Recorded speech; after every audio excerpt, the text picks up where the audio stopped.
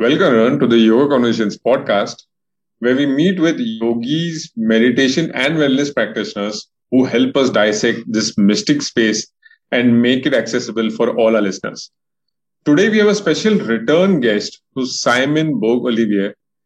He had come on our podcast on episode number 10, where we had spoke on length about yogic bandhas, the right way to do pranayam, and the value of carbon dioxide. If you want to come check out that episode, you can go to episode number 10, and we have fleshed out a complete introduction for him there. But for someone who doesn't know Simon, he has studied posture, movement, breathing, and mental control for more than 50 years with one of the most greatest yogic masters of the 20th century, D. Iyengar, K. Pattabi Joyce, and T. K. Desikachar. Today, he helps everyone restore their natural posture using traditional Eastern wisdom with Western medical science. So, welcome, Simon. Welcome again.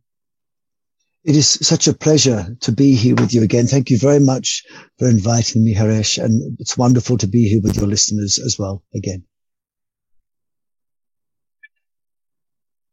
Thank you, Simon. It's great having you two, having your insights as well as the experience being shared compared to all the new age wisdom. You have more traditional sources, and that is the real stuff which people haven't been seeing today. So I'm really excited for today's episode. Me too. Thank you very much for having me. So, Simon, now in today's episode, we are going to talk about your new course that is called the 5-Dimensional Flow. Now, my first question is, you have already a lot of multiple programs on yoga.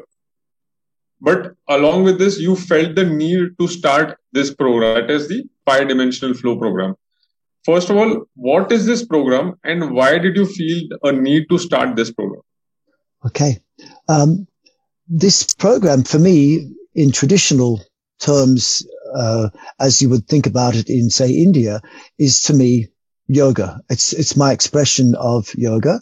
I just took the word yoga out of that particular program because in my observation of what's happening in the modern world is that many people don't really resonate with the word yoga. Some do, some don't. And the way yoga is expressed in the modern world often, for me, doesn't reflect true yoga. And it's not to say that what anyone else is doing is wrong. It's just that what I often see as the expression of modern yoga is exercises which include a lot of physical exercises to do with stretching, tensing muscles, getting into positions, sometimes breathing, sometimes relaxation. Whereas I think of yoga as being much more the recognition that our individual consciousness is one with the universal consciousness, for which really you don't need to do anything. It's just a state of mind that you can choose to realize that we're all connected as one. And I think that's something that's accessible to everyone if they just realize they don't actually have to do anything as such, but just be in that state. But how do you get people to take that state? That's what I've been working on. So I've developed a system which is a little bit more accessible for people, and something that can bring them into a state of meditation, something that can bring them into a healthy state where their body is physically still able to do the things they need to do in their life, like the activities of daily life, something that can help their physiology, in other words, keep their energy levels good, keep their internal organs healthy, their nervous system calm, and keep their mind in that peaceful state, which is the default natural state of happiness, and something where they're clear and focused. And I find that when people hear the word yoga in the modern world, just the mention of the word yoga for some people will repel them. Some people think it's too non-scientific. Some people think it's too structured. Some people think it's too spiritual. Others think it's not spiritual enough. Some people think you have to touch your toes to do it. Some people think you have to balance on your hands. So for many reasons, the impression that mainly social media has put on the word yoga has turned some people off. So I still teach what could be considered the same as modern yoga in my other courses, but I wanted to give something which would be appealing to more people. And also, I'm I totally respect and honor everything about Mother India. I love India. I've been there 25 times and probably spent about 5 or 6 years there in physical time there over the last 30 years. But I'm not born in India, so I could never profess to be a true Indian yogi in any way, no matter how many things I could do or learn. And, I did spend many years studying as a Western-based scientist. I've also studied with great traditional masters from many other indigenous cultures around the world, including initially Tibet and then Japan and India, South Africa, South America, indigenous Australian culture, China, and other places as well. And along with that, I learned physiotherapy and other things like that. So to just call everything I teach yoga was being in some ways not really honest, because I've tried to give a blend of something that I collected in my life that I can give to people in a general way. And sometimes I give just specifically as honest and true a reflection of the yoga that was taught to me by my Indian teachers. And other times I find not all of that's going to appeal or be suitable for some people. So I've tried to develop other things. So I developed this course, which I call 5-dimensional flow, which is based on the idea that all traditional movement, all natural movement starts from your core. And the core is the center of our body, located between the navel and the pubic bone, between the top of the hips and the tailbone. And it's inside, it's between the diaphragm and the pelvic floor. And this invisible point in the center of our body is the place where all movement is meant to start from. So in Indian yoga, they have a name for it, and it's called the Khanda. It's where the 72,000 nadis or subtle channels start from. In China, they call it Dantian. In Japan, they call it the center of the hara, the Tanden. In indigenous Australian cultures, they talk about the Nadu Kuru. And in the world of modern physiotherapy, we know that all activities physically will always work better for the health of your lower back, etc., if you move from your core. Namely, they tell you to do things like engage your lower abdomen before you move. That's often misunderstood, but that idea is there in the West as well about core control. The other thing is that the core that I talk about is also surrounded by digestive system, reproductive system, and the immune system. And around all of that is wrapped a large network of nerves called the enteric nervous system, which is this large controlling portion of the autonomic or automatic nervous system, which euphemistically is sometimes called the gut brain or the thinking or the action brain or the second brain. And so this is what the center of my program revolves around, that if you want to essentially in yogic terms achieve samadhi, which is the ultimate state of meditation where object and subject become one, it's very difficult to do that with a physical object. Like if I was a true master, I could take this box and become one with this box, but I can't. But what I can do physically within my own body is connect my thinking brain in my head to my action brain at my core. And if I get at least that connected, where the subject of my thinking brain and the object of my enteric nervous system acts as one, that's as close to me as I can get to samadhi. It makes me connected. And what I think that true yoga is a place of connection, a recognition of connection, but physical connection. And that physical connection can be expressed best in our everyday life. If you want to really connect with a partner or a loved one or even someone you don't know, the best way of doing that is by sharing good energy and loving information. You can't shout at someone. You can't argue if you want to connect with them. So you share good energy and loving information. And what I find is if I can do that in my body first, I'm a better person in life. So to share good energy and loving information inside my body, I move blood in my body, and that's the energy being shared. And I also keep my nervous system very calm in a state of parasympathetic dominance, which is that place of love inside your body where you feel safe and peace and trust. And that I call the loving information. And to do that, what I do is I move actively from my core. I breathe from my core. I think and feel from my core. And this core is a place at the center of my body, which can move in 5 dimensions. The core is really a small form of our trunk. which is a smaller form of our body. So the core, like our trunk, can bend forward and backward. That's one dimension. Can bend side to side. That's another dimension. It can twist left and right. That's another dimension. It can also lengthen and shorten, another dimension. And it can expand and contract. And so these are the 5 dimensions of the core. And so I play with these movements, and I also take the core itself and move it in 3-dimensional space. And this 5-dimensional flow system also has 5 components. One of them I call mind synergy, which is the essence of the meditative practices and what they involve. Another one is called joint synergy, which is how to move your joints from the core to get very powerful arms and legs and very functional, healed arms and legs. The third one is called spinal synergy, where you move your spine from your core. And the fourth called breath synergy, where you actually can learn how to control breathing and energy by expanding and contracting and changing the volume of your body from your core. And the fifth is called core synergy, where you actually learn how to control the movements of the core themselves. And when you bring it all together, then you can get a really good expression of modern yoga synergy, a really good expression of martial arts, of dance, of pretty much any physical activity will be enhanced if you use this 5-dimensional flow system as a base. And that's what I've tried to create. Simon, we have touched a lot of points on this. So taking a few steps back on when you said that you consciously felt not the need to add word yoga along with this. There is another point which I too have noticed, and you can let me know whether I'm right or wrong. Everyone has started these new kind of programs and added the word yoga with it, like beer yoga or aqua yoga. And these things are just destroying the actual purpose of yoga itself. So maybe people might have been getting more resentful towards anything which is attached with the word yoga. So that is something which I guess also could be a reason. Yes, I totally agree with you.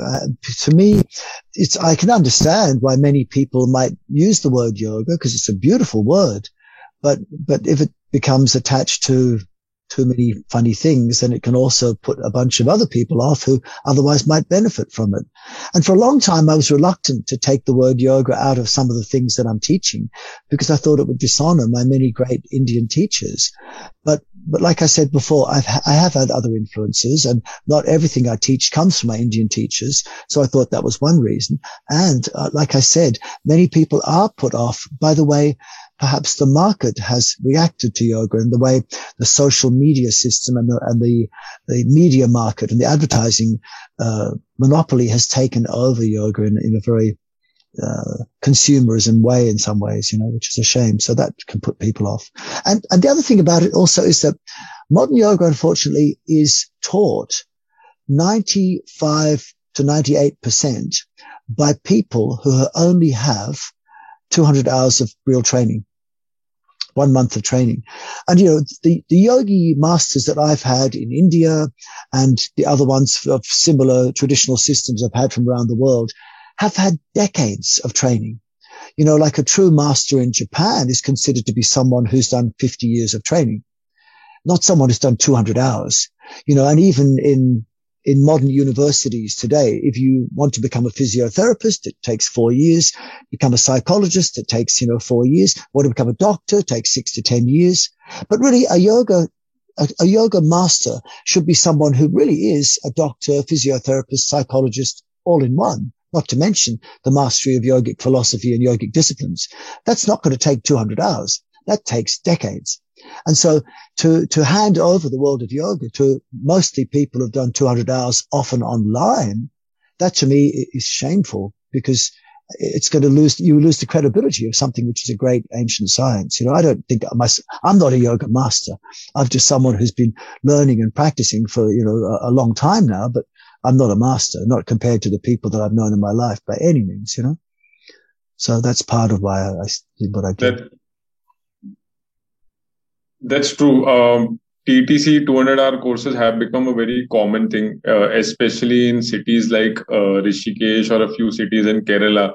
You could find a TTC training course like in every nook and corner. But yeah, there's one more point about, I'm not sure whether have you heard of the Isha Foundation, which is in the south, in Coimbatore. I have heard of it. Yes. Um, I only have heard on their side is that they have like a 6 month long course where it's like residential course. You have to be there, and they teach the traditional Hatha yoga there itself. So that is the only Sure. one place which I've heard that the duration is that long. 6 months. I Yeah. think 6 months is definitely better. So the Isha programs, I'm just trying to think of where they are. I've heard it, like this is in Cochin and some places like that. Right. Right. Yes. Yeah. Look, I think any course which goes longer than 200 hours is definitely better than one that's just 200 hours. We used to run trainings which were 3-year trainings where people were apprenticed to us for 3 years, and that's definitely better. But to me, it's just continuing your learning. You know, I really think that very few people in the modern world could ever call themselves true, yoga masters. So the more training you get, the better. And I encourage all my teachers, all my students to just keep on learning. I'm trying to learn every day. I'm keeping on learning as much as I can. True. And again, it's all your humility that even after these many years of experience, you have yet the urge to learn more, to understand the body more, the mind more.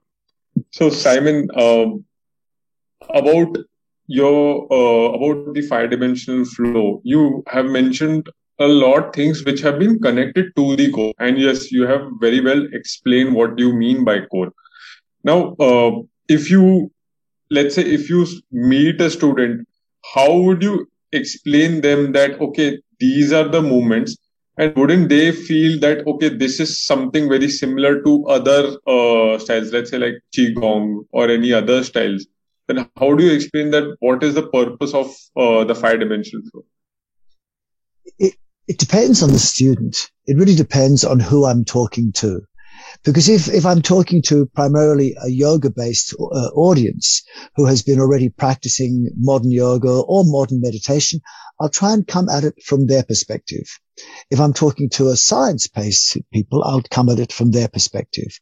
If I'm trying to talk to a general audience, which might be the people who are watching us here and now, then, maybe the way I find it's easiest is to talk about it from a science perspective, because science is very reputable and acceptable in the world today, and then reflect on the fact that we must have some connection with traditional wisdom as well.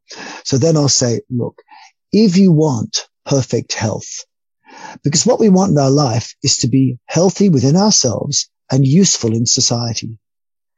And to be useful in society, we have to be healthy physically, physiologically, and mentally. And physical health means your muscles and joints work so that you can, if you've got weakness, you get strong enough to do things you need to do. If you've got joint problems, you fix up the joints, muscle problems, you fix up them, and you maintain your joint and muscle health. That's your physical health. Strength and flexibility to be functional. The physiological health is also important. Often it's forgotten about in much exercise forms. People talk about muscles and bones and strength and flexibility all the time, but health really is on the inside. And one of my teachers said to me that when you're looking at people's health, then muscles and bones and flexibility and strength only form 10 to 20% of the health. Mental stuff, only 10 to 20% of your health, and eating only 10 to 20% of your health. But your physiology is between 50 to 60 to 70% of your real health. You really need healthy internal organs.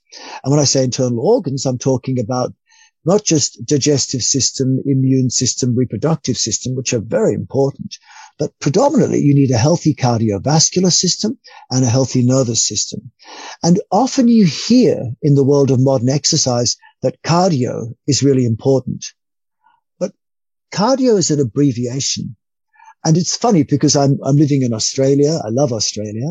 But do you notice how Australia has some of the highest levels of per person, per population, gold medals in the Olympics. Like, how many gold medals does India get? With 1 billion people, I think Australia gets more gold medals than India does. Probably, if not comparable. But the thing is, Australians are obsessed with sport. Indians are not obsessed with competitive things. But Australians are obsessed with competition to a certain extent for fun, and also physiotherapy. They're very good physiotherapists.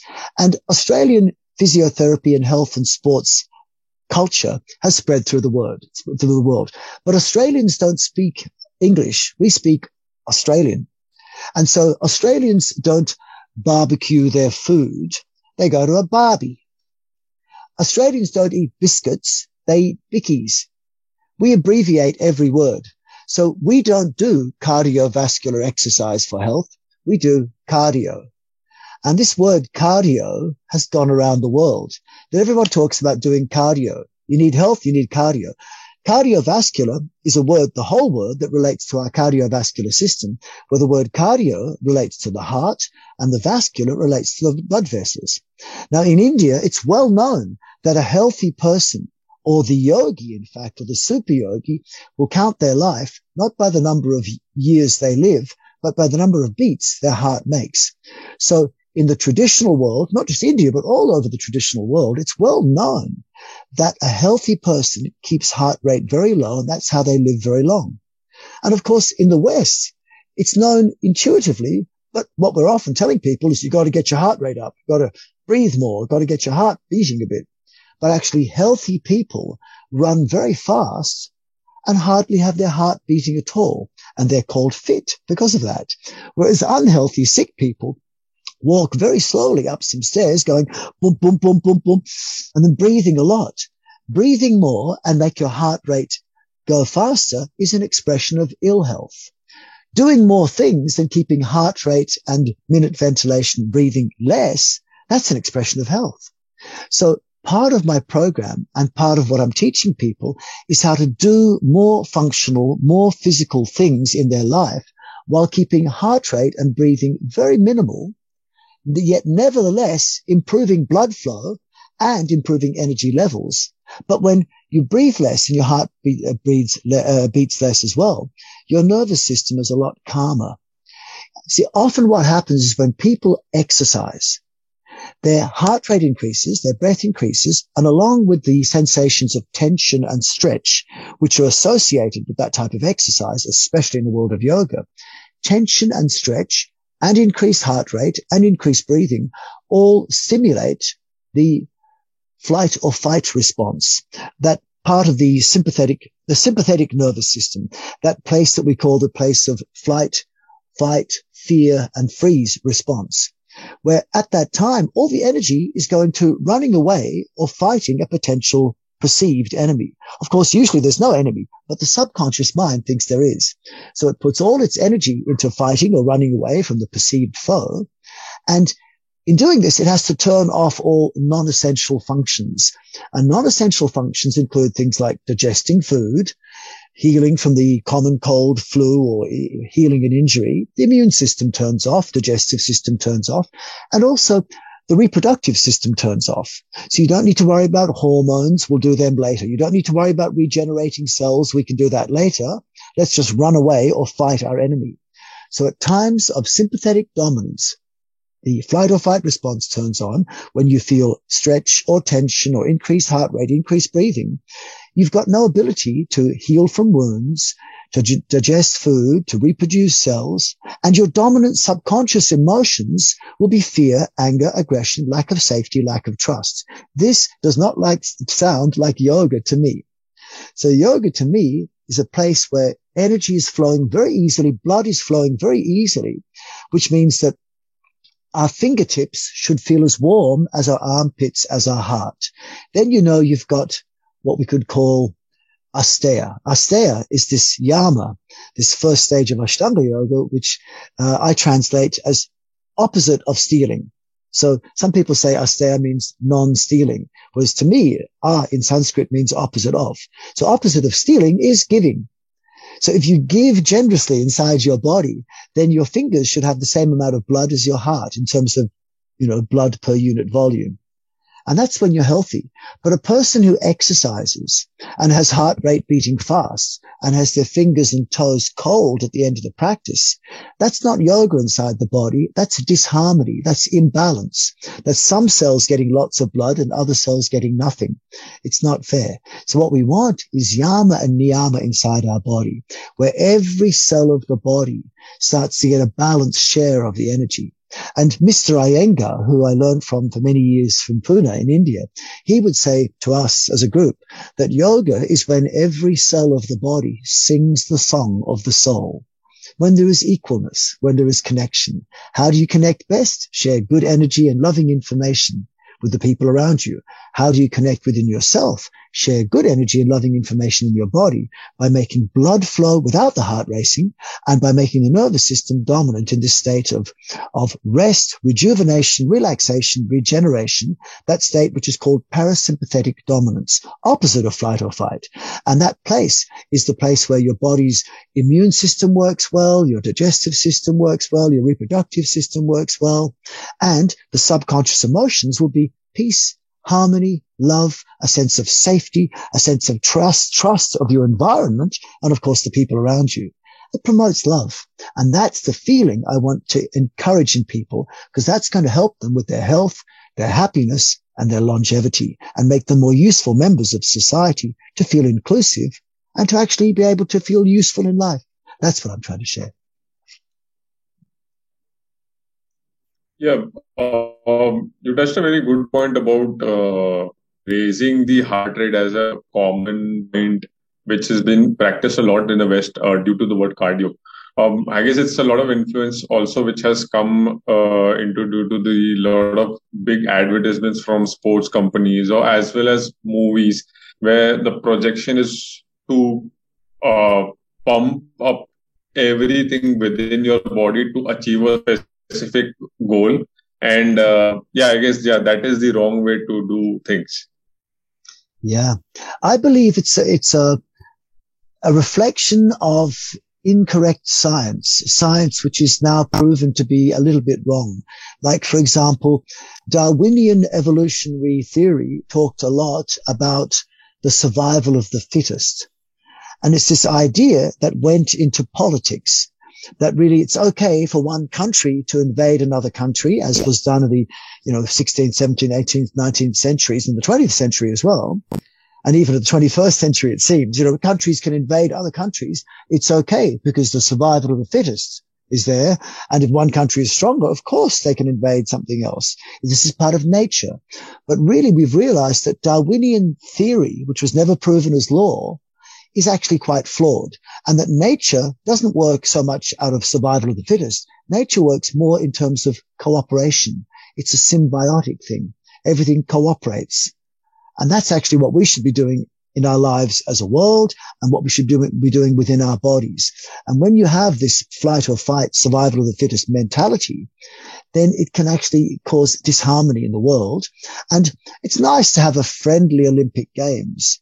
But when there becomes competition to the point of aggression, this competition becomes war.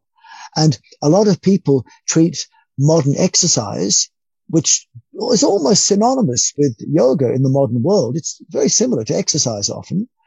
Then you miss the yoga. You just get this competitive survival of the fittest, no pain, no gain, no free lunch. The idea that if you're good, you're going to go to heaven. If you're bad, you're going to go to hell. Or if you're good, you're going to come back in a higher life form. If you're going to go bad, you're going to come back as a dog or a newt. It depends which religious belief system you've got. But of course, yoga transcends all religion, really. It's the idea about be here now, be connected with the activity you're engaged in, and, forget ego, transcend ego, recognize that we're all deserving of something,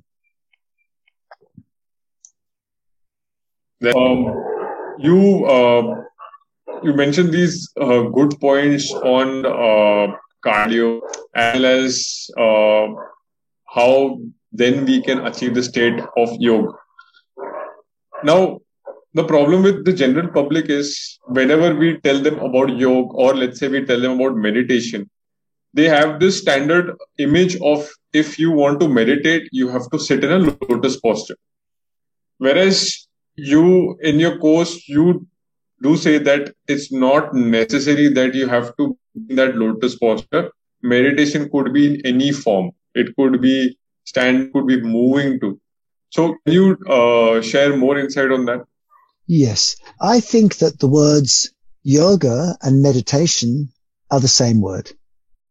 And I think real yoga should have the elements of meditation. But many people misunderstand the word meditation as much as many people misunderstand the word yoga. And if you looked on Instagram and you saw a picture of a person sitting in lotus or cross-legged, the person would say, that person is meditating. And I can't do that because it looks uncomfortable and boring. And then if you see someone, doing the splits, someone will say they're doing yoga, or someone balancing on their hands, they're doing yoga. But I can't do the splits because I can't touch my toes, and I can't balance my hands because I'm not strong enough. So the expressions of yoga, the way it's done as exercise, and meditation, the way it's done as something relaxing and boring and uncomfortable, doesn't appeal to many people. Whereas for many people, some people like them both, but not many people compared. Maybe 5% of the average population will actually take on board either of those two things. I would like to attract the 95% of people who don't want to sit in uncomfortable, boring positions and who don't want to do stressful, uncomfortable exercise. Because I believe meditation, the concept of meditation, the concept of yoga is for everyone. So what are the features of the meditative state? And I talk about 5 main features of the meditative state. The 5 main features of the meditative state are, number 1, sustainability in whatever you're doing, be it a physical activity which is stationary or dynamic. Second one is engagement. Your mind must be engaged in the present moment, connected to it. The third one is a sense of calmness. So you receive during the practice and after a sense of parasympathetic dominance. So you feel calm. The fourth one is effortlessness. So it doesn't feel like work. It's not something which seems like work, but rather something which is just easy to do, easy. And the fifth one is invigoration. Invigoration means it must give you energy, but not just energy like adrenaline or some sort of coffee. It must actually make blood flow, and you should feel warm. So when I see, for example, a true meditative master, it is someone, say in Rishikesh in northern India in the middle of winter, who is sitting naked in the snow.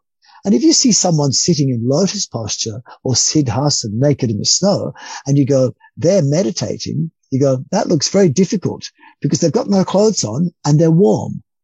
And that's not the same as you see the typical meditator in the West who's sitting uncomfortably in a cold room in Scandinavia or Germany or Southern Australia, and they've got blankets wrapped around them and they're shivering. That's not meditation. That's just sitting in an uncomfortable position in a boring place, getting cold and bored.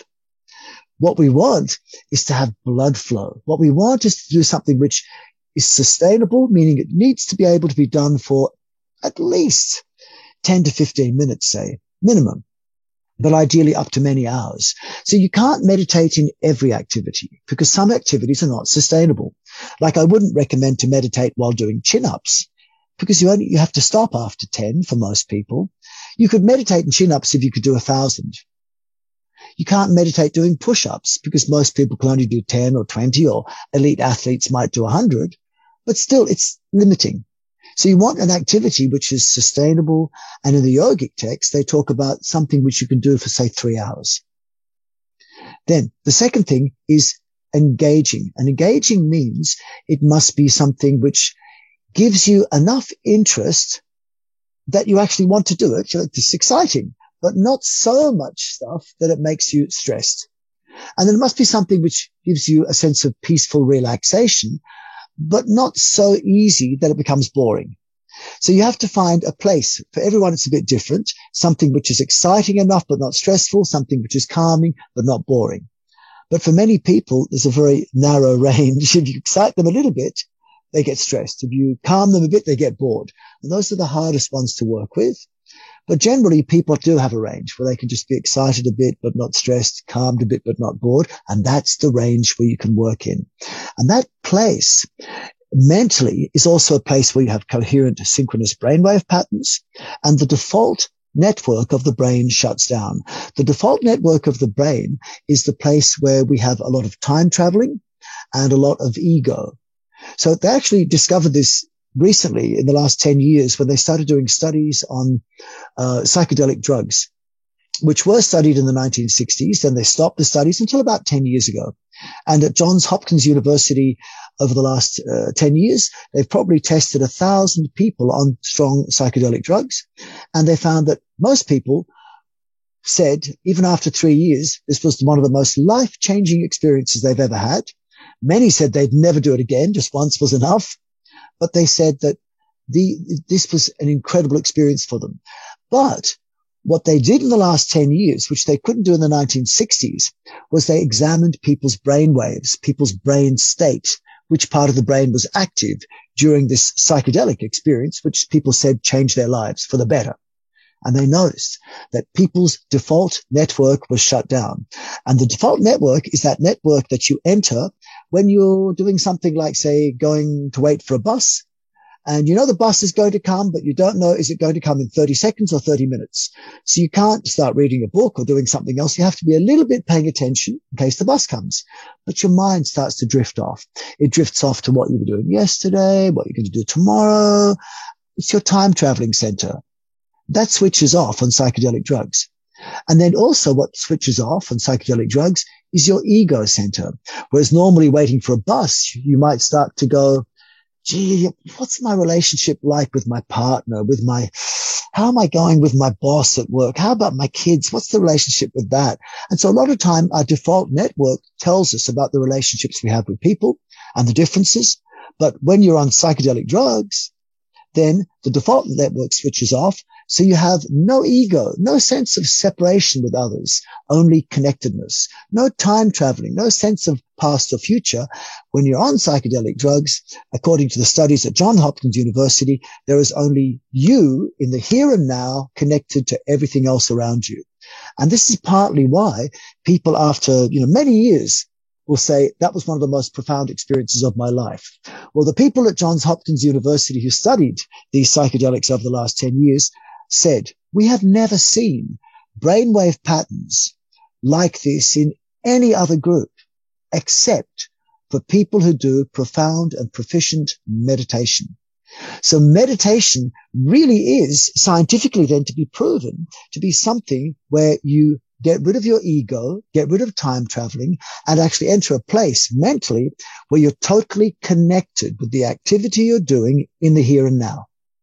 And that's what I call engagement, along with that thing of not too excitable, not too calming, not getting stressed, not getting bored. And that's an important place for meditation. Then the third thing about meditation is it must be calming. So like I said, it must have this parasympathetic dominant response where you feel you have low heart rate, low breathing. I mean, how often does anyone who's meditated notice that you're there in a really beautiful state and then suddenly you go, oh, I don't think I've breathed for ages.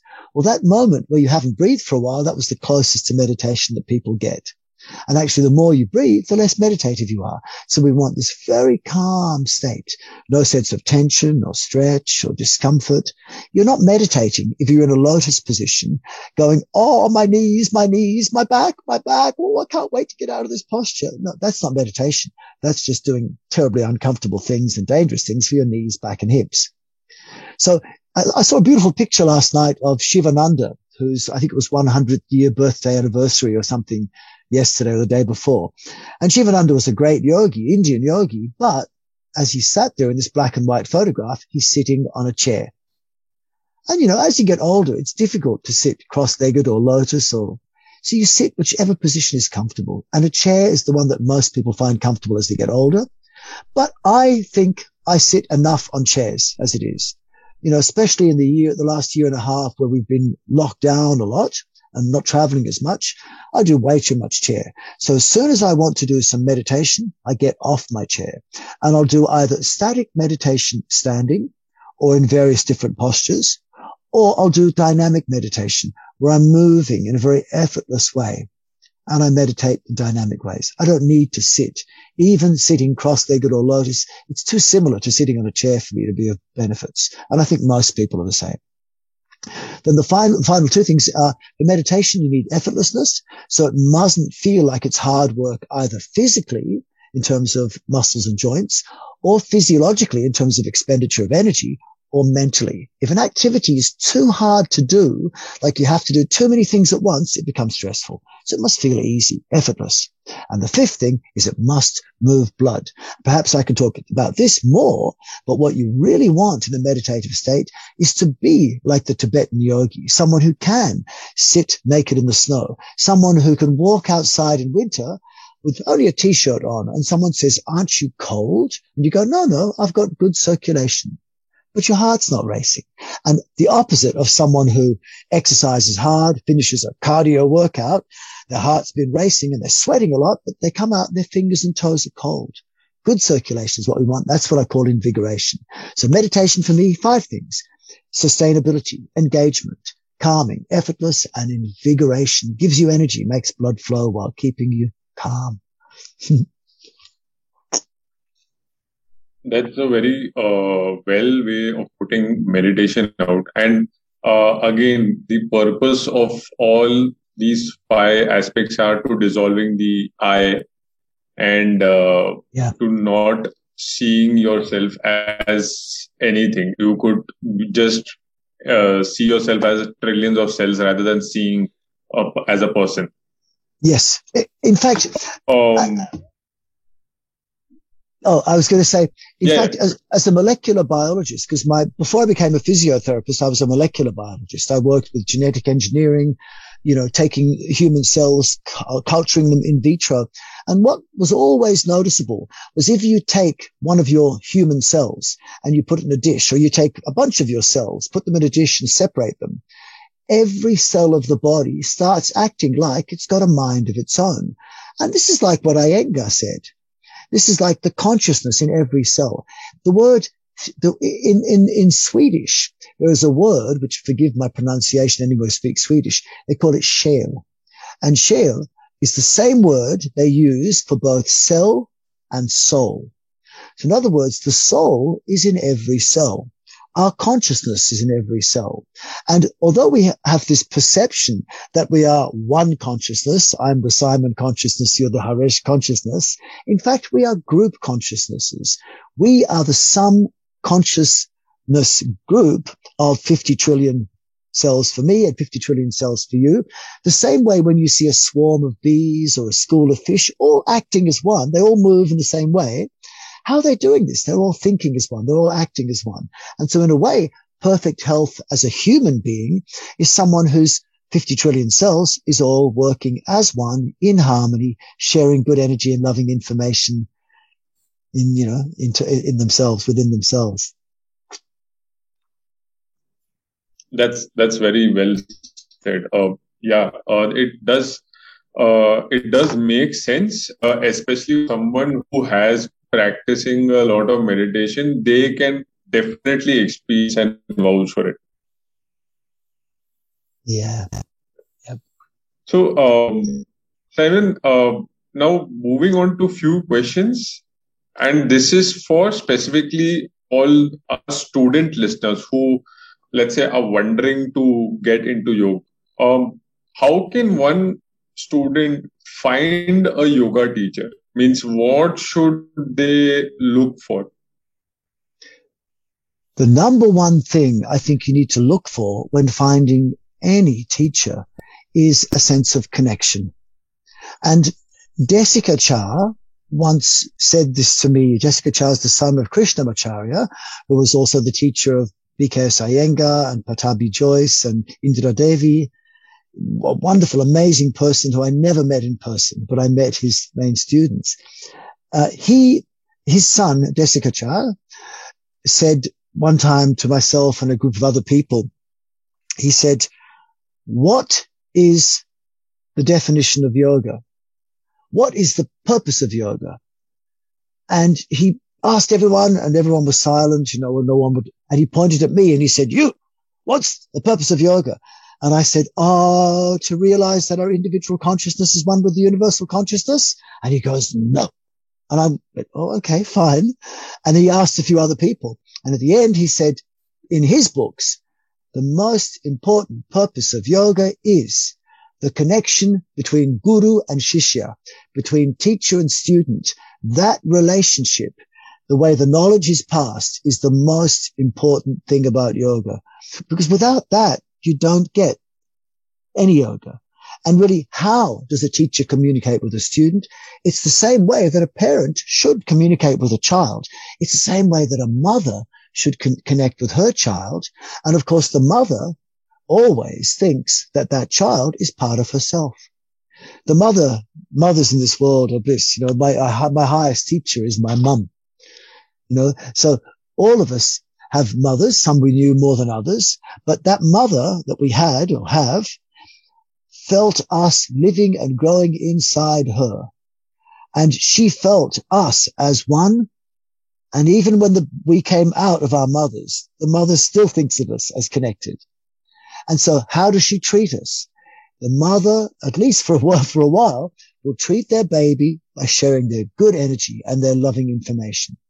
And really a true teacher will treat their student like a mother treats a child. Sometimes there has to be a bit of discipline, but it's disciplining with love. And so this is perhaps the most important thing, that when you choose a teacher, you must feel that relationship to be a loving, caring relationship. And if you don't feel that, you might get knowledge, but you probably won't get yoga. And you might get problems as well. I think that's probably the most fundamental thing. True. As you say it, now I have a very personal story to share. I haven't personally done any yoga course, nor have I practiced any long form of yoga. It is something which I started seeing online. I started practicing on my own. Oh. But later, after the pandemic hit, and again, we didn't have the option of traveling or going in person to learn something, I met my guru, and I started learning Karlagatai from him. So Karlagatai is basically a Tamil martial art. If you can see, you were learning Kalaripat. These sticks here. Yes. You were learning Kalaripat. No. Kalat is from Kerala. That's the other side. There's Karlakatai, which is from Tamil Nadu, the other state in southern India. So it's a bit similar to Kalaripat. It's somewhat similar. Yes. Oh, very good. Very good. So there I learned the actual respect of whenever you start your class, how you have to start it by respecting your guru as well as a mother, your father, and then God. And the same respect we pass on to the Karlagatai itself. So the Karlagatai itself is our guru. Because when we swing the Karlagatai, if we are not aware of when we are swinging it, it hits us. And that's like a teaching from a guru. Instant feedback. So that it's in a way a guru. Instant feedback. Yeah. So having the place of guru is very important in our lives. Yes. Having said what I said, of course, if you want to pick a good teacher, make sure that they have some good knowledge as well. It's important that they can demonstrate to you in some way that they have knowledge or skills and that they can actually teach, because it's helpful. I mean, sharing good energy and loving information is, of course, very, very important, but it's useful to know that they come from a lineage, which is actually an honest lineage. And they're also coming from, they must have had good teaching or a good way of finding information. Some people intuitively find it, but, that's important as well. And some of my best teachers were not the best physical masters of their arts. And some of my other best teachers were really good at mastering the art of, say, their yoga, but they couldn't actually transmit the knowledge very well. So the best teacher would be one who has tremendous skill at their art, but also tremendous skill at passing that information along. Rarely do you find both. And of course, that third thing of being loving and generous like a mother is to a child, that's another thing. So 3 features would make a good teacher. The ability to have a good relationship with you, like a mother has with a child. The ability to have good skill themselves in the art they're trying to teach, and the ability to teach it well. But I think the one I said first is probably the most important thing. You must resonate with that person if you choose them as a teacher. That's true. This would be very helpful for all the aspiring yogis or all the students who want to learn yoga. So, Simon, now I have a question connected to, let's say, your students itself. It's possible that your students who come to learn yoga, but there are many other students also, a set of group who come because of a specific illness, any kind of chronic illness. And there is a possibility that they might have been misdiagnosed in their earlier part of their life, for which they are bearing a pain for now. Do you or have you faced any kind of incident like that with your students? Yeah, look, there's many people like this. Almost everyone gets a misdiagnosis. And I'll share one story with you where you can see how the simplest things often have been overlooked. And it was a situation where a young woman came to me, probably mid-30s, and she said to me, I've come to you, Simon, as a physiotherapist who knows yoga, because I understand that you're good with hips. And I have a hip problem, she says. My hip really hurts. And, I said, show me how it hurts. And she lifted her hip up and you could see the pain on her face as she lifted her hip. And I said, I think you're holding your abdomen too tight. She said, what do you mean? And I said, relax your abdomen and breathe into your abdomen. So she did. And she goes, oh, the hip problem's gone. And I went, oh, that's okay. Well, that's good, isn't it? But she was paying me to see her for 1 hour. So I talked to her for another hour, but basically the problem went in a few seconds. And then she came back the following week for a second treatment. And I said, so how is your hip? And she said, oh, the hip is fine. That's really good. She said, but guess what? My lower back problems have gone completely. And I said, did you have a sore lower back? She said, yes, I did. But I was, I didn't mention it because my hip was so bad. So I only told you about my hip. But what you told me to do last week, basically relax her abdomen, fixed up her lower back as well. And so I treated her for another hour. I got her doing some simple movement from the core, breathing from the core, which doesn't mean her abdomen becomes soft. It means her abdomen becomes firm sometimes, soft at other times, but always you're able to breathe into the abdomen. It's what I could call firm, but calm, which in yoga we might call sthira sukham asanam, as opposed to an abdomen which is firm but calm is one which will be firm to touch, but you can breathe into it. Whereas often when people firm their abdomen, they can only breathe into the chest because they've inhibited their diaphragm. So I taught her this, how to always be able to breathe into the abdomen while her abdomen is either firm or relaxed. So in the third week of her classes, she came back to me and I said, so how is your hip? And she goes, oh, it's fine. And I said, how's your lower back? And she says, oh, it's fine. She said, but guess what? And I said, what? She said, I'm not constipated anymore. And I said, were you constipated? She said, oh, I've had chronic constipation for ages, but I didn't tell you about it because my back was so bad and my hip was so bad. And I went, oh, okay, fine. So I treated her. We did another hour of 5-dimensional flow. I get her to move actively from the core, breathe naturally from the core, move fluidly in a nice, graceful way. And she came back the following week. Well, actually, a month later, she came back. And she said, I said to her first thing, so how's your hip? Is it still good? Her hip's fine. How's your lower back? She said, that's fine. She said, how's the constipation? She said, no, it's perfectly fine. And she said, guess what? And I said, what? She said, I'm pregnant. And I went, oh, well, I don't think I had anything to do with that. She said, I said, why were you trying to get pregnant? And she said, I've been trying to get pregnant for years. And she thought she was infertile. And actually all that I did was just tell her to stop pulling in her abdomen to tighten the core, as many people are taught this. They're taught to really tighten the anal muscles, the pelvic floor, draw the navel to the spine, make deep breaths into the chest. And so this is sort of a thing which is very popular.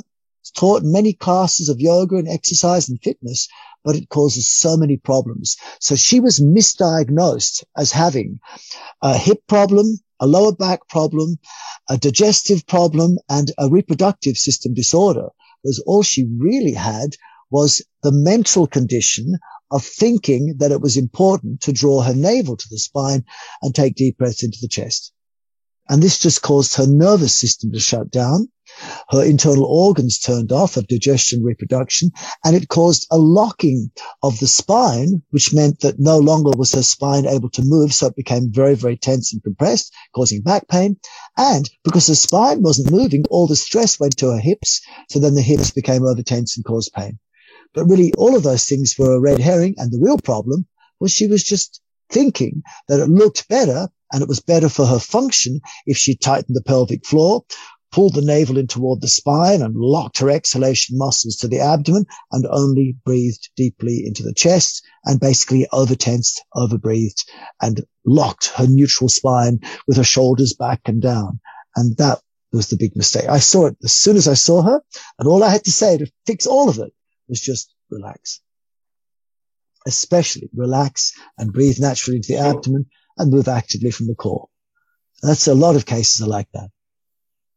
So basically contacting her stomach. Is it? One more time. Basically, I was contacting her. Contracting her stomach?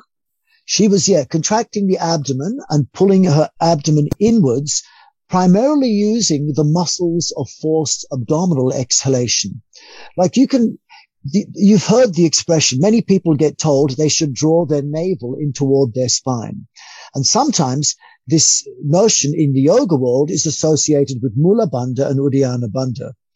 Mula Bandha and Uddiyana Bandha are slightly confusing. Many people misunderstand them. We can talk about them another time. But many yoga people think they're to do with pulling the navel to the spine. But in fact, you can pull your navel toward the spine in 4 distinct ways.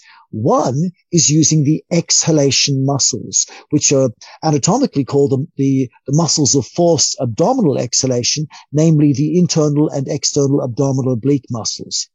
Another way of tightening the abdomen, or pulling the navel to the spine, is by using postural muscles, which include rectus abdominis, maybe and oblique muscles. Both of those first 2 ways will harden the abdomen. But the first way does not allow you to use your diaphragm. The second way does. The first way will make you feel firm and tense. The second way makes you feel firm but calm.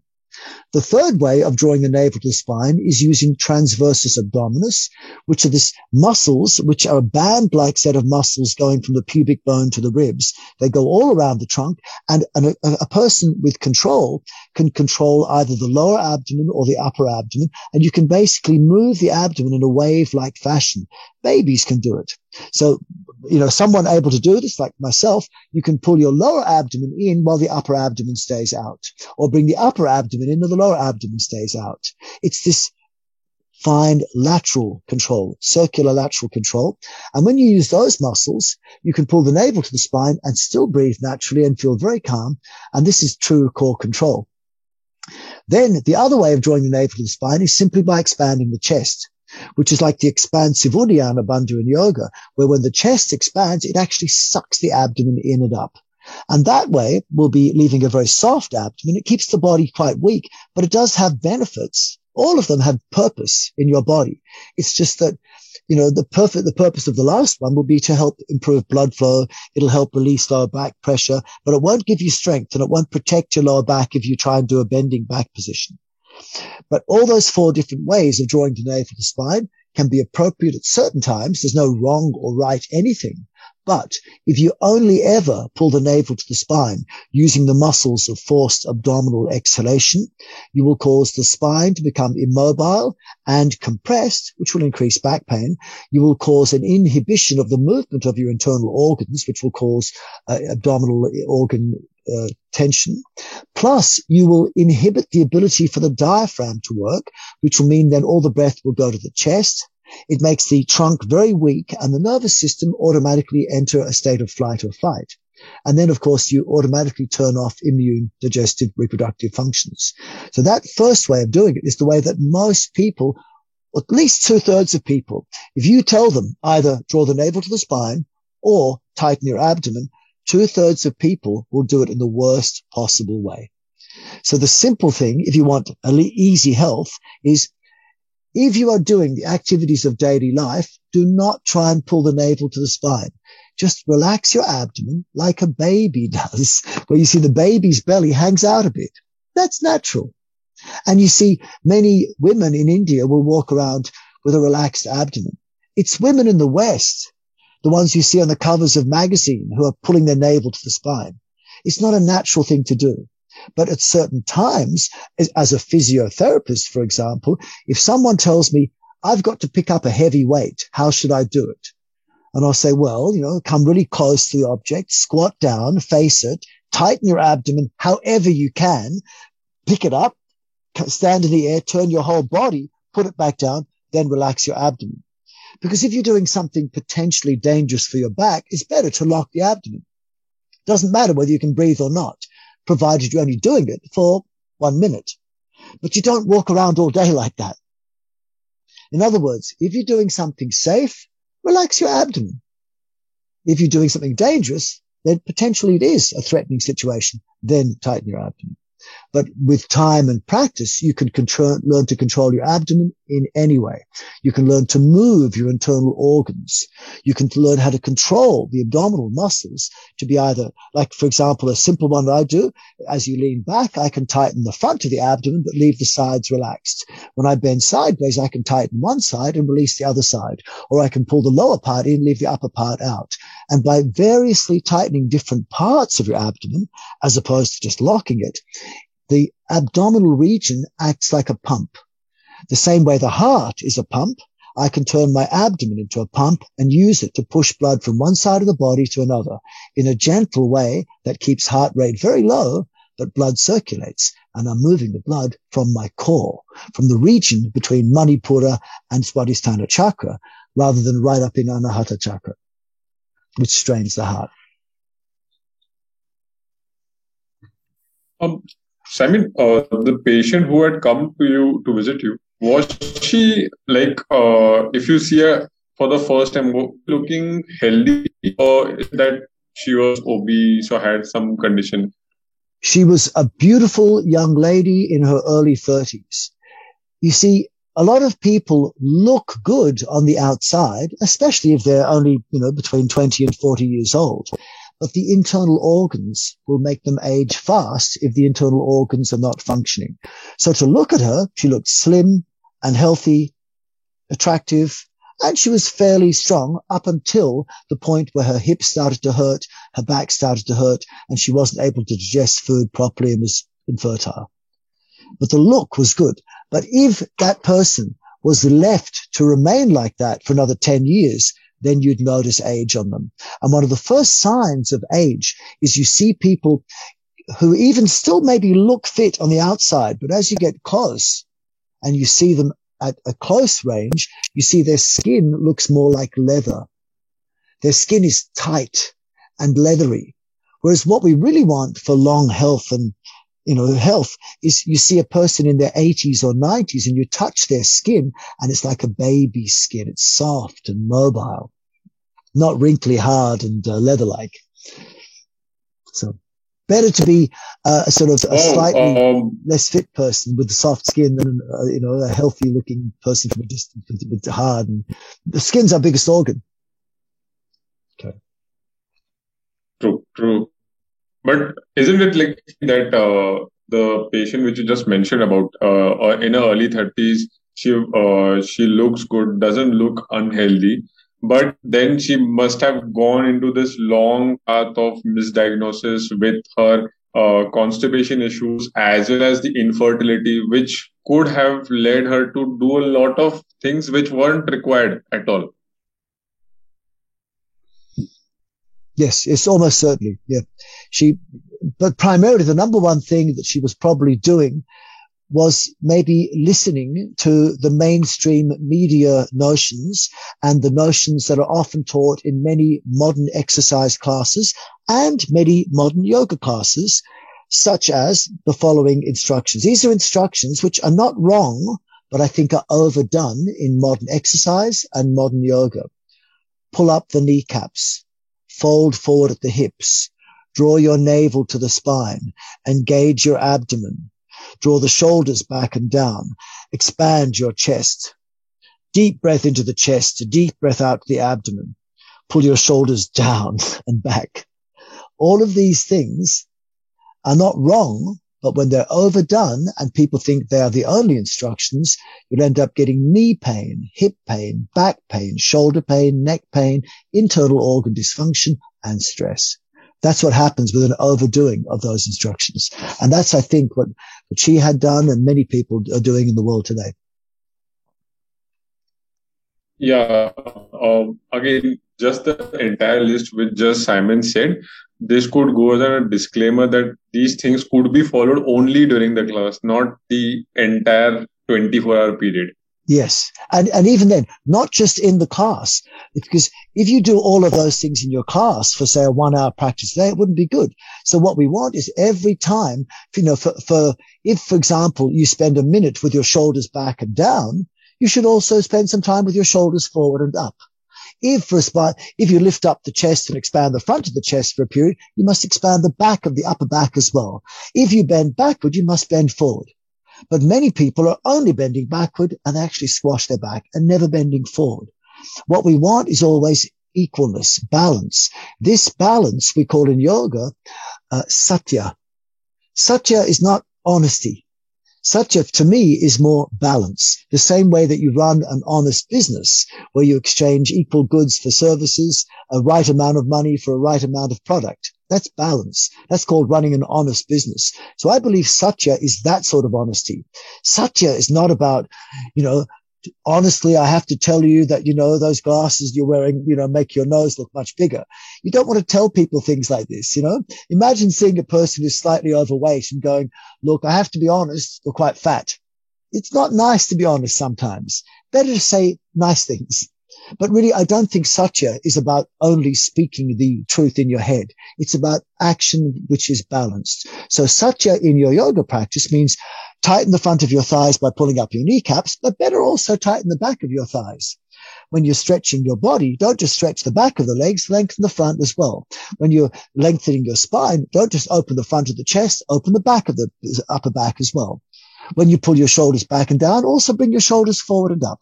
And this is called balance. When you bend to the left side, bend to the right side. Everyone knows that.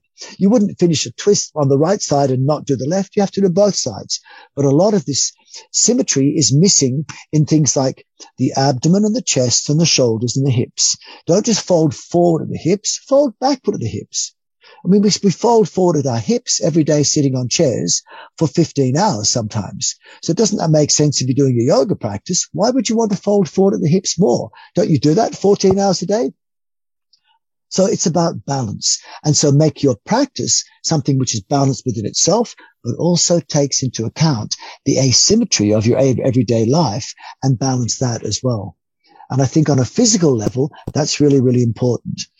And that's missed often in modern yoga practice and, missed often, what's also imbalanced in modern yoga and many modern exercises, because I said they're very similar, is the imbalance between working with the physical body, which is these muscles and joints and things, and the physiological body, which is your internal organ systems. So it's wonderful to be flexible and strong, but not much good if you've got no energy or if your internal organs don't work. So you must balance physical with physiological in your practice in terms of effects. And it's wonderful to have lots of energy, but not if your mind is completely stressed and dysfunctional. So you must balance physical with physiological with mental. Because our body is not just muscles and bones. It has an energy system inside it and it has a consciousness system. So what we want is to practice in a way which nurtures our mind as well. So we can more easily have that default pattern of happiness, that more easily accessible place of I'm happy with how I am right here in the now. And I'm not feeling scared. I'm not feeling distrusting. I trust the people around me. This is the sort of thing that we need to foster in our daily practice. But if you do exercises which potentially could be damaging, like it seems silly, but if you stretch, as soon as you feel a stretch in your body, and I'm not saying stretching is wrong. It can actually be therapeutic as therapy.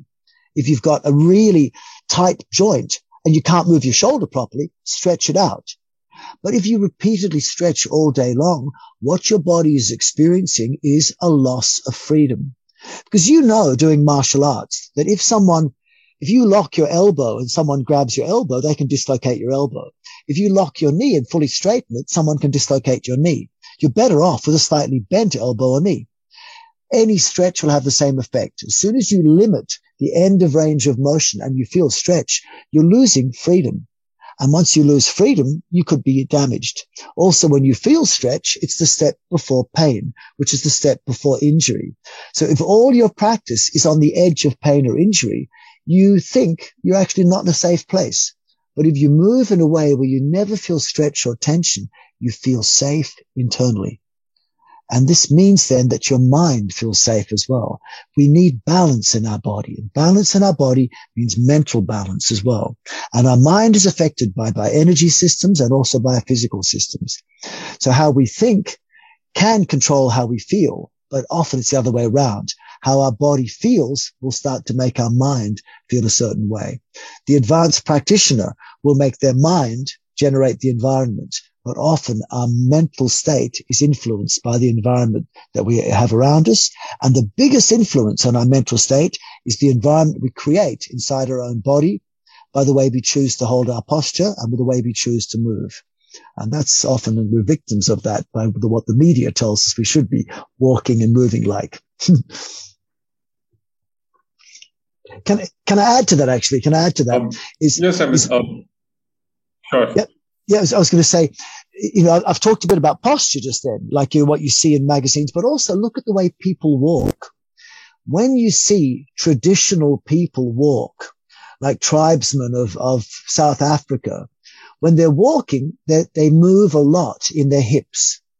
The hip movements walk a lot. Even in India, when you see the Indian women carrying things on their head, and Indian men as well, they carry things on their head will stay still, but their shoulders and hips move a lot. This is not the way many people in the West walk. Many people in the West, the hips stay still, shoulders stay still, and the arms and legs are moving, but there's no core movement. So, but if I walk, I will make sure I move my hips and my shoulders. If I do it next to other people, they say, stop walking like that. You're drawing attention to us. But of course, Olympic walkers walk and they move their hips because it's faster. It's more effective. So if a woman walks moving her hips, she says, don't do that. That's too sexual. Don't do that. But of course, sexuality is natural. So what we need to do is stop walking like robots and start walking more naturally, which means move your hips and shoulders. Don't lock your spine. And there was actually a study in the Journal of Reproductive Biology that said, and you can look it up. It's a study from 2008, and it says the relationship of sexual function to gait. Gait is walking. And they said women had much better reproductive function when they had a higher rate of pelvic motion. They measured women on a treadmill, and as they're walking, they put a little marker point on their hip and a video, and they'd watch how much does the hip move back and forth as they walk on a stationary treadmill. And a woman whose hip hardly moved at all had a very poor reproductive system. But a woman whose hip moves back and forth a lot, reproductive system so much better. Better hormones, better sexual function, better reproductive system, better digestion, better, more reduced back pain. This is natural movement. Again,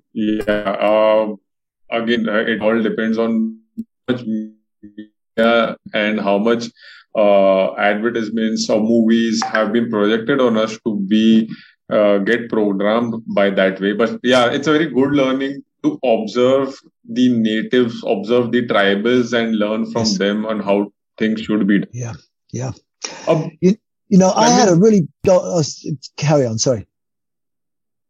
Oh, I was going to say. Sorry. Yeah, please. I was going to say that when I was 20 years old, I did a stupid thing and I went to one gymnastics class and I was trying to learn a backward flip and I flipped over backwards and I landed on my head and I broke my neck.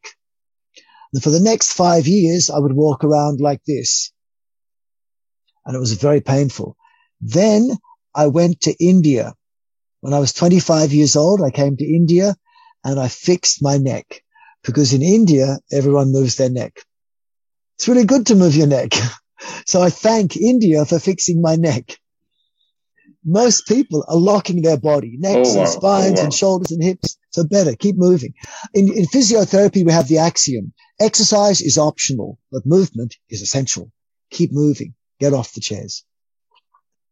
So carry on. True. That's like it could become should come on a billboard. Keep moving. I think so. Yes, yeah. Yeah. Now, speaking about the digestive system, which you just mentioned about that patient, people make sure to have specific kind of foods. They make sure to cover all the macros. They even make sure to cover those specific micros and see that they get the balanced diet. They have all the resources. Thanks to globalization, you can order Brazil nuts sitting in India. A lot of stuff which isn't available locally. But yet people have been facing a lot of chronic illnesses, even the ones who are making sure that they get the balanced diet. I feel that it could be one of the reasons could be that people aren't absorbing their food well. What do you think about this? Yeah, I think it's a very important thing to acknowledge that no matter how good your diet is, it doesn't matter unless you can absorb the nutrients that you take. And many people are having such a stressful life and they're doing things that add to that stress that will actually cause their digestive system to switch off completely. And if you want to be able to absorb food in a functional way, you need to be able to turn on your digestive system, not turn it off. And what tends to turn it off are all the things that I've been mentioning. If your life feels stressful, like if you feel the pressures of having to pay a mortgage or bring up your children or pressures of a relationship or divorce or separation or just the pressures that we face just dealing with someone you actually care about. If that becomes stressful and you perceive it as stress, you will turn off your digestive system, in which case the food you put in your mouth will not be absorbed by you. It's more likely to be fermented and putrefied by the bacteria, microorganisms inside you. You'll derive little to no benefit. It's important not just to not dysfunction your digestive system, but you also have to help it mechanically. And one of the most important helps you can give to your digestive system is to encourage the digestive region by moving your core. If your abdomen remains hard and your spine does not move, your digestive system becomes very sluggish. So it's really important that you move your internal organs by moving your spine forward and backward, side to side, twist, lengthen, shorten, and moving your trunk in a way where your abdomen contracts and expands, which will push and which will compress and then expand your internal organs. But also you need to lift the chest and drop the chest down. So whenever you expand the chest and lift it up, it acts like a suction and it pulls your internal organs up. And when it pulls the internal organs up, it releases the pressure on the internal organs at the base of your trunk. Some women are thought to have been infertile because they had no viable offspring. But when you give them a few sessions of Uddiyana Bandha, or in a way where you simply get them to expand their chest with their abdomen soft, or even easier, lift their shoulders past the ears, like right up past the ears, and relax the abdomen. That pulls the chest up.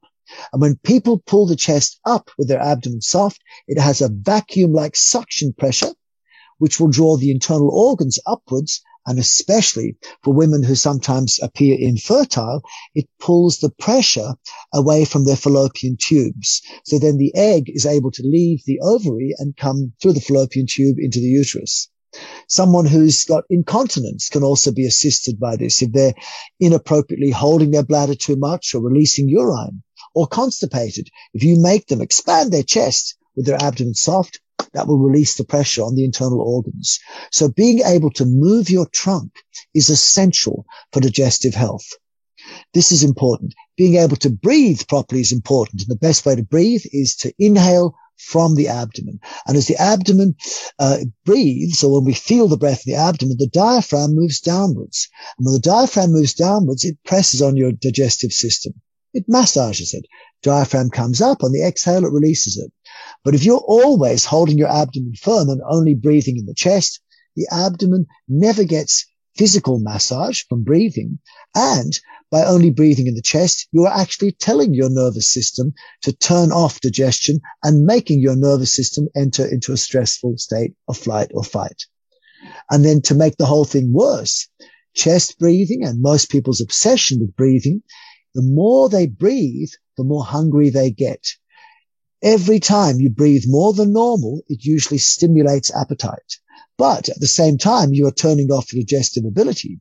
So then what you're getting is more food going inside you and more bacterial decomposition and waste, more fermentation, putrefaction, but no additional value. In other words, you'll eat lots, you'll get hungry, but you can't use it. That's what happens when you tense more and breathe more.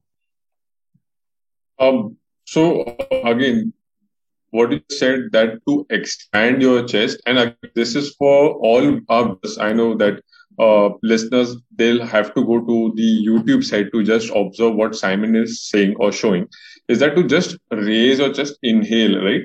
This is something where they can relax their stomach or the abdomen. To expand the chest, it's very difficult for the average person to expand the chest unless they inhibit their diaphragm. And you could try this experiment right now, and anyone listening could try it. What I'd like you to do is just do a couple of simple things. One is put your hand on the chest and one hand on the abdomen, and then relax completely. So you can either sit or stand with your knees a bit bent, so you drop the hips. And now release the pelvic floor, relax your abdomen, let it go soft, and breathe into the abdomen. And when you breathe into the abdomen, it should expand, move towards your fingers, but the chest should not move. That's the type of inhale you would do when you're asleep. Now, for the exhale, don't force the air out, just let the air out. In other words, don't tense the abdomen. The air won't go out fully, it'll just partially come out. Do a couple of breaths like that. Inhale to the abdomen, with your abdomen soft, pelvic floor relaxed. Exhale passively. Notice how relaxing it feels. And then notice that the air is not being fully breathed out. So this time, I want you to keep your chest still, but I want you to squeeze the rest of the air out. So we'll try and squeeze the air out by doing the following things. Tighten your pelvic floor, then exhale strongly and pull the navel toward the spine. So your navel pulls right away from your hands. The navel gets closer to the spine and the abdomen is hard. So make your abdomen hard, your pelvic floor hard. Blow out all the air.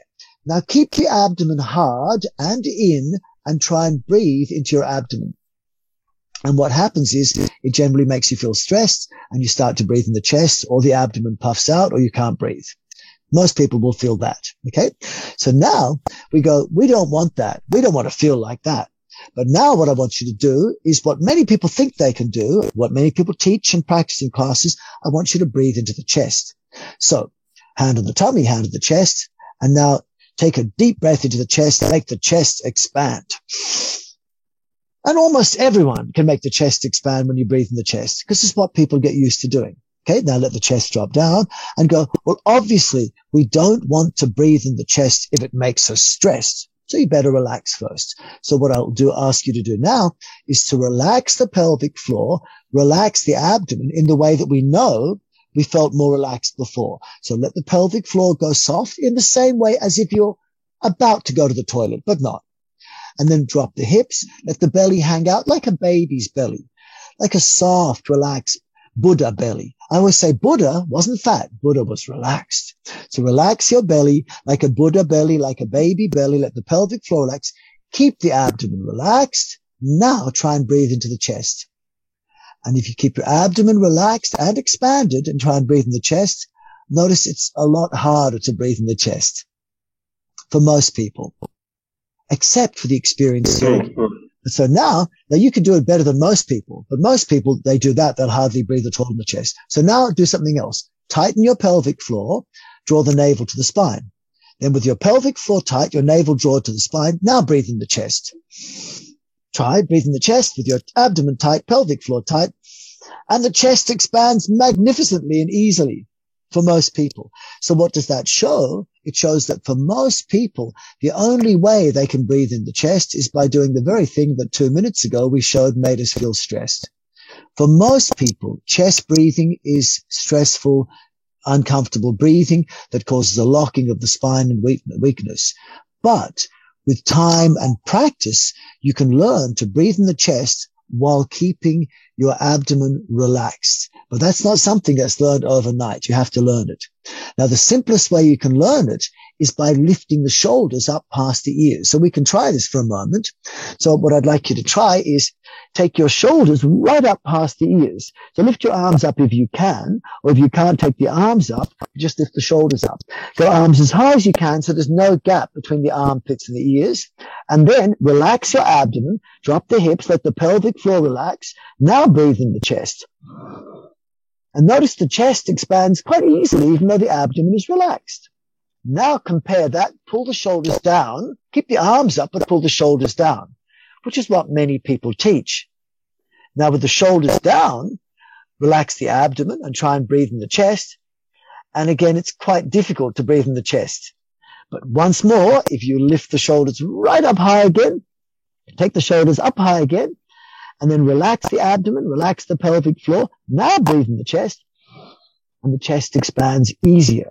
So lifting the arms up past the ears will help you expand the chest with the abdomen soft. And notice how it makes you feel warm. It makes blood flow without the heart racing. It releases internal organs. And it's one of the best relief that you can give people for lower back pain because it tractions the spine with the abdomen relaxed. Yet, if you go to a modern yoga class, most places around the world, one of the more common instructions you hear is everyone take up the arms, now pull down the shoulders. That's what you hear a lot. But it's not what Krishnamacharya taught. It's not what Pattabhi Jois taught. It's not what Iyengar taught. You never see it in a traditional yoga class. You see it in modern yoga. Have you seen this? People teaching this, pull the shoulders down when the arms are up. No. I haven't yet seen this. But it's very common on the internet, very common in the West. Before. Okay. But the one which you just showed before, when you put your hand on the chest as well as on the belly, and yes, the way you breathe in that, it does feel a lot relaxed when you leave your stomach out like a baby. Yes. But it's much harder to lift up the chest then, isn't it? So to lift up the chest with the abdomen relaxed, that would be a type of Uddiyana Bandha. And when it's done properly, it's a very powerful thing to be able to do that. That's really opening up the Anahata Chakra. But if you open the Anahata Chakra by closing off Muladhara, Svadhisthana, and Manipura, that will just cause back pain and emotional problems and digestive disorder. So what we want is our chakras to open from the base up. So you want Muladhara to open first, then Svadhisthana, then Manipura, then Anahata. And when all of them open in sequence, that's when the chakras open. That's when energy comes. But many people, especially in the West, are teaching tighten Muladhara, tighten Manipura, tighten the anus, pull the navel to the spine, and then expand the chest. That just causes emotional problems, back pain, and digestive disorder. And a lot of weakness. You know, some of my best Indian teachers would be doing things like they would be able to breathe, not just the way I just described then, but also breathe into their throat, breathe into their eyes, And one of my best Indian teachers in terms of mastery was Professor Bhim Dev, who tells me that he won the All India Gold Medal in yoga in 1972. And you can see videos of him in the internet on his website. It's a very old, one video only, of him demonstrating putting metal bars into his throat and breathing like we did just then, but taking the breath further, not just the chest, into his throat, and bending metal bars with his throat, and even taking breath into his eyeball and breathing into his eyeball and bending metal bars with his eyeball.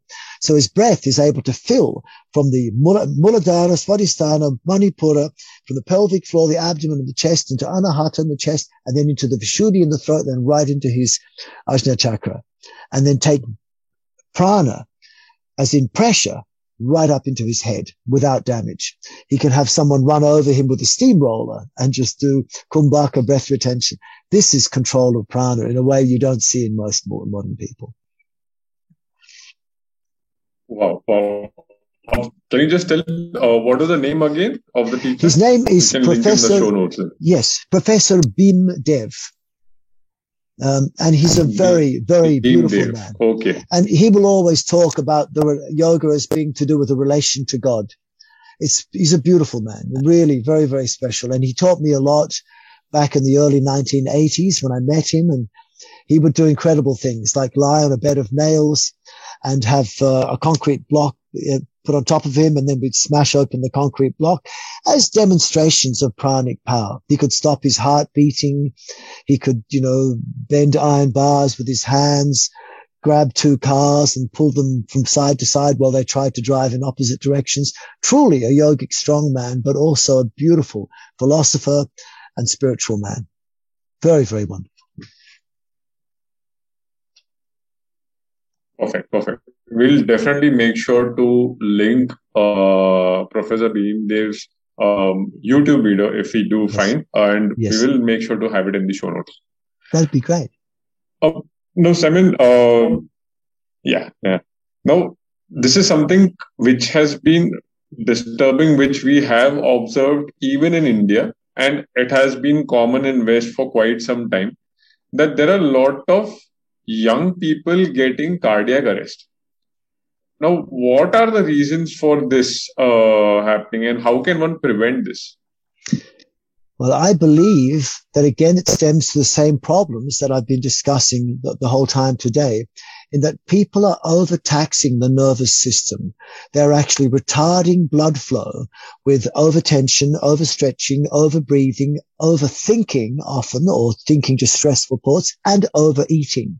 And the combination of those five things, overstretching, overtensing, overbreathing, overthinking, and overeating, is actually, it's compressing the blood vessels and forcing the heart to beat faster. And when the heart works too much, it doesn't like it. And eventually, it just dies. It's like I said in the beginning, the most common yogic Indian adage is that humans, the yogi, doesn't count their life by the number of years they live, but by the number of heartbeats they make.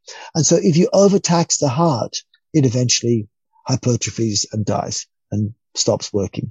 But certainly by retarding blood flow in the rest of the body, by not encouraging blood flow, you will actually, cause a lot of stress to the heart.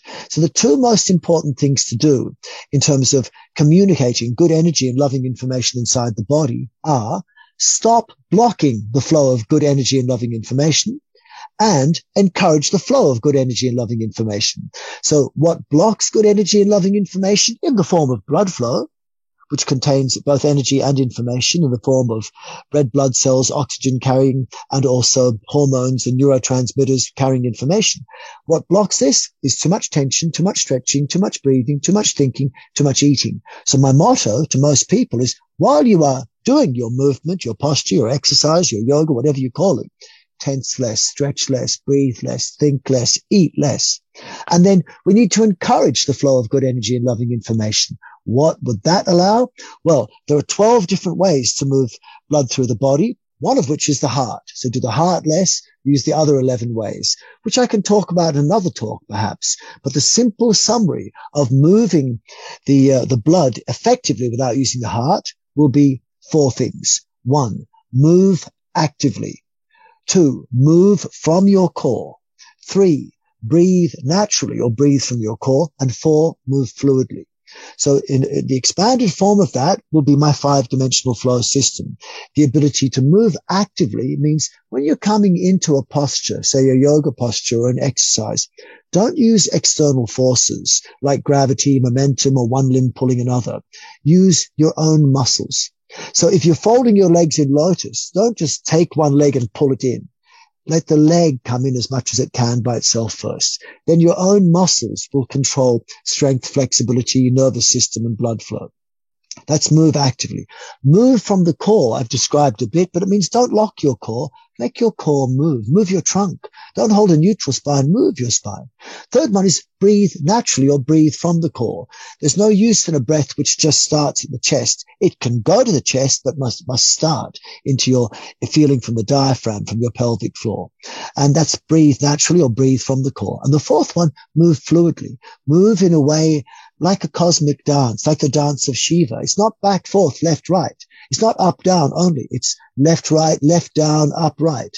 So we move in circles, move in figure eights, move in the spirals of energy, move in circles of energy.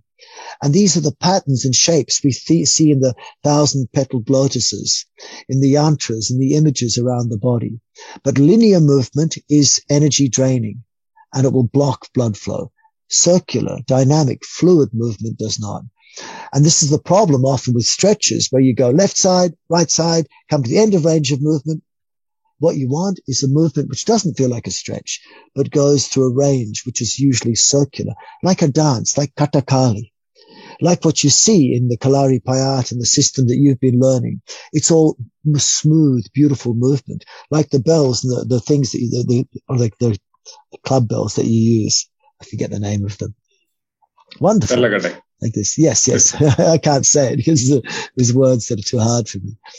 Malayalam is very difficult. I think Tamil is also very difficult as well, for my limited ability to speak. It is. So, Simon, whatever you just said till now, all the 4 points, they go on as a message for everyone who has been having physical issues, who has been having mental issues. Let's say if you are facing some issues like constipation, which you just mentioned about the student which you met, yes, or let's say any infertility issues, all these 4 points can help you, as well as for all the COVID problems which we have been facing, or let's say any future pandemics which we could face. Yes, so exactly. Definitely this should go as a message that people should follow these 4 points. I think 100%. And I think the most important, especially at this time of our life, we shouldn't be looking to external medicines to fix our health. We should be focusing on our own internal health. And also, people should not be so fear-driven. The media at the moment is trying to make the world very, very scared. So what we want is a healthy immune system. And the healthy immune system will be one where we're not feeling fear. So the most important message we can perhaps share is not to be scared. If you're not sick, you have no reason to fear. So obviously follow good rules of health, follow hygiene, eat healthily, move healthily, do not be fearful. But don't become locked and prison-like. Move actively, move from your core, breathe naturally, move fluidly. And do this in your life as often as you can. Be free in your mind, free in your heart, and treat each other in a way where you share good energy and loving information with the people around you. But start by doing that within yourself. Enjoy your life. Look after your body. Help other people enjoy their lives. And this will be the way for perfect health within yourself and for the people around you.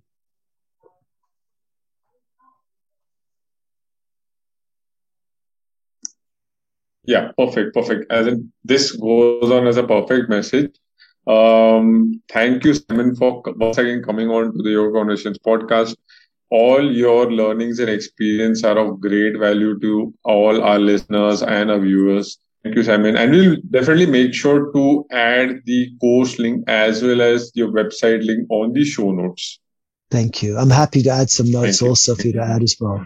Thank you so much, Haresh. It's such a pleasure to meet you. And I really encourage people to listen to all your podcasts, which are all absolutely brilliant. So thank you for having me. And I'm happy to come and talk again at length anytime. Bless you. Perfect. Thank you. Thank you, Simon. We will talk soon. Namaste. Thank you very much.